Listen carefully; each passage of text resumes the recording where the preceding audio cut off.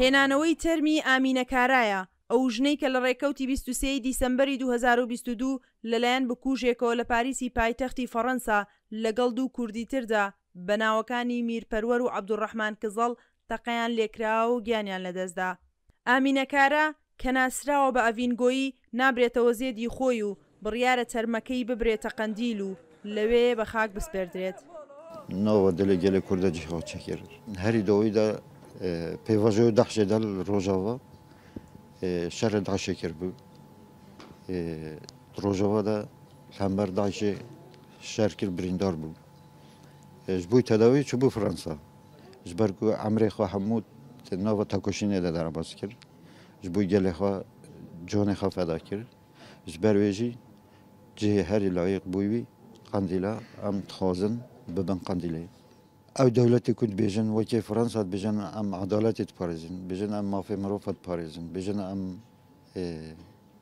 civaka mileta xwedî derdekevin, ev derket holê ku ev dirûtiyeke.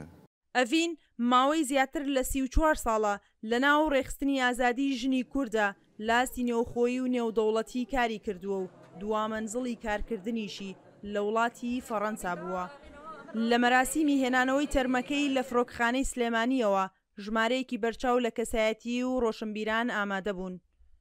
ئەڤین ناخۆشکۆمە تەنێوی خوشکۆ بەتینی کوردین وەڵات پۆرێزین شەرافی نۆمیسوی ئایلۆما یۆ خودەیۆ ئەیلێ خوا مۆڵبۆتە بەرنە پێنجهی شێست شەهید بیا. پەلامارەکەی مانگی ڕابردووی پاریس کاردانەوەی زۆری ناوخۆیی و دەرەکی بە دوای خۆی داهێناوە و کوردانی تاراوگا بە تیرۆرێکی پلان بۆ داڕێژرا و ناوی دەبن.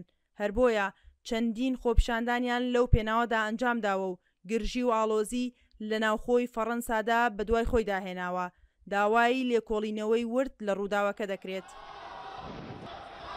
لە ناو ئەو خەبات و تێکۆشانە بۆ ئەوە بوو کە کۆمەڵگاکەی و هەم گەلی کورد و هەم گەلانی ژێردەستە ئازاد بێ بە تایبەتی ژن و ئەمڕۆ تەرمی پیرۆزی هەواڵ ئەڤین لە باوشی باشووری پارچەیەکی تری باشووری کوردستانەکەیش باشووری کوردستانە.